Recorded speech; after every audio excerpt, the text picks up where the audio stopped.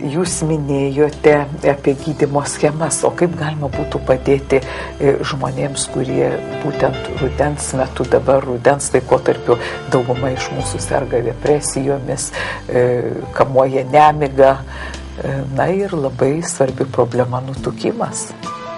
Tai be abejo, iš tikrųjų paminėti. Ypatingai moterim, mūsų laidagi moters sveikata ir grožis pavadinimas.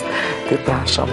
Šiaip iš tikrųjų paminėjot pačios tokios opiausias turbūt problemas, su kuria dažniausiai susiduria žmonės. Apatijai, nemigai, depresijai galim pasiūlyti, pavyzdžiui, tokią schemą. BMR terapija plus ČFA. Arba kombinacija tokia. Taip. Arba BMR terapija plus bet koks masažas. Arba tik tai energetinis balansuojantis kinų masažas. Kas liečia nutukimą, tai čia iš vis labai platus pasirinkimas ir derinys gali būti bet koks. Pavyzdžiui, ultragarsas plus termoįvyniojimas. Ultragarsas plus vakuuminis masažas. Vakuuminis masažas plus termoįvyniojimas.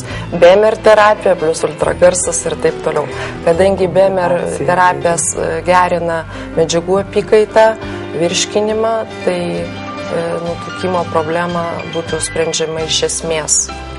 Ir tai dar vienas mūsų ypatumas. Taip, mums teko bendrauti su moterimi, kai mes filmavom, jai buvo atliekama procedūra su aparatu ultragarso, kuris suskaldo tiesiog tas riebalinės ląsteles.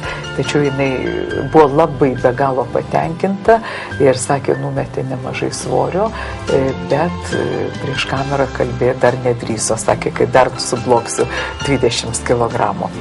Todėl tikrai mes nesistebim jūsų laidos pradžioje pasakytos vienos pacientės frazė, kad pateko lyg į rojų, nes kai mes filmavom, irgi mums buvo lygiai tokia pat savijauta, kad